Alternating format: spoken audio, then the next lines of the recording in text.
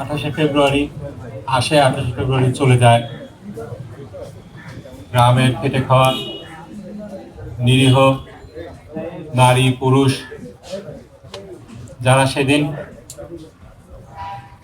এই অবিচার, এই অন্যায় প্রতিবাদে মাঠে নেমেছিল, বিনিময়ে গুলি খেয়ে তাদের জীবনটাকে বিলিয়ে দিয়েছিল, সেই নাম না জানা শহীদ,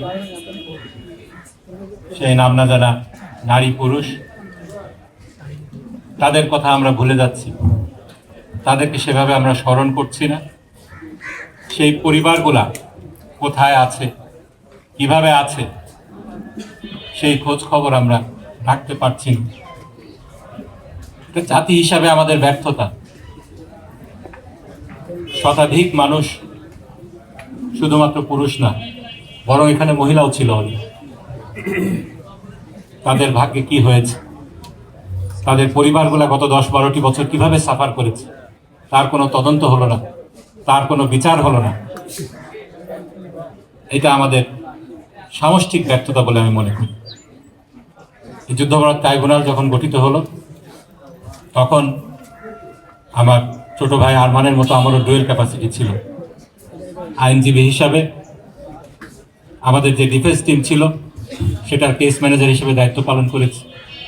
একই সাথে ভুক্তভোগী পরিবারের সদস্য হিসাবে আমাদের যে ফার্স্ট হ্যান্ড এক্সপিরিয়েন্স হয়েছিল, অবিচারের যে এক্সপিরিয়েন্সটা হয়েছিল, সেটা যে প্রপার ডকুমেন্টেশনটা দরকার ছিল, সেটা আসলে এতদিনও হয়নি।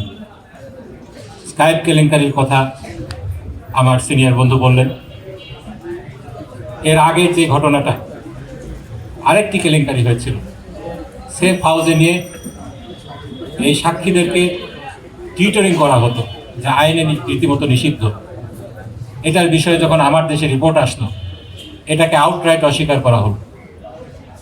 পরে স্কাইপ কেলেঙ্কারির যে বিষয়টা আমরা দেখলাম, 2012 সালের ডিসেম্বর মাস, নিজামুল হক নাসিম, তার উপরে নির্দেশ তড়িঘড়ি করে একটা রায় দিতে হবে।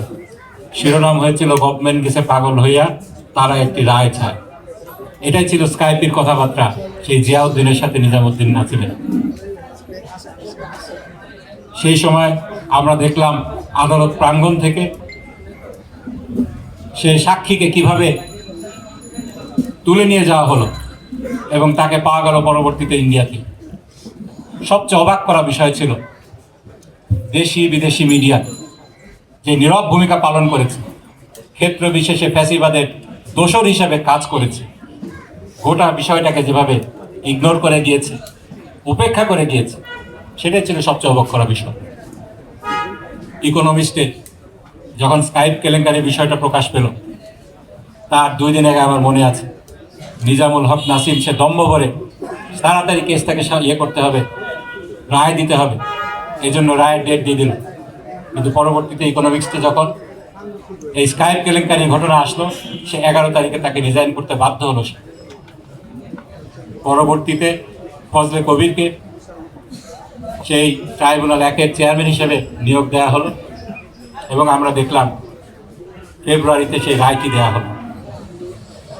আমার সিনিয়র বন্ধু ব্যারিস্টার ইমরান সিদ্দিকী যথার্থই বলেছেন, এই মামলায় যত অসঙ্গতি ছিল, অন্য কোনো মামলায় এরকম অসঙ্গতি আমরা দেখি।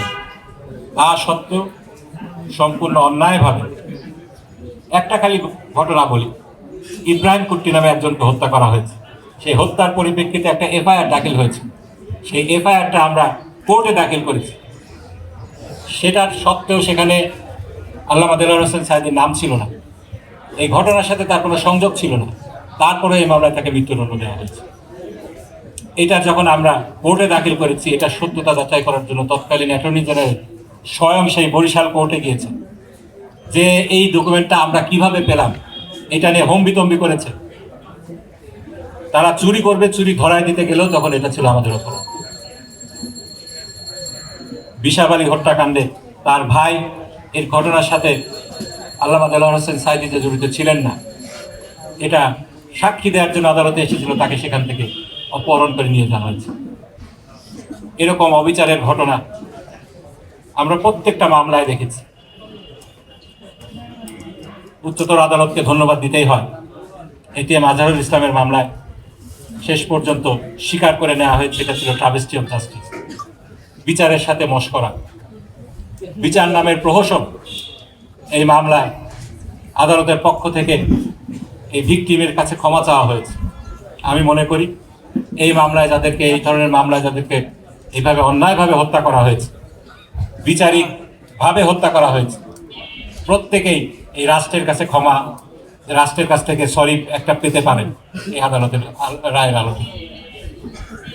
এবং আল্লামা দেলোয়ার হোসেন সাঈদীর রায়ের পরিপ্রেক্ষিতে প্রতিবাদ জানাতে গিয়ে গণহত্যার শিকার, সেদিন ম্যাডাম খালেদা জিয়া দেশের বাইরে চিকিৎসার জন্য ছিলেন, তিনি তড়িঘড়ি করে দেশে ফিরে এসেছিলেন এবং এই ঘটনার প্রতিবাদ জানিয়েছিলেন। আমাদেরকে আজকে এই ঘটনার পূর্ণ তদন্ত সাপেক্ষে যারা দোষী ছিল তাদেরকে বিচারের মুখোমুখি করতে হবে। যে সমস্ত ভুক্তভোগী পরিবার, শহীদ পরিবার, এদেরকে পুনর্বাসন করতে হবে এবং এদেরকে কম্পেনসেশন দিতে হবে।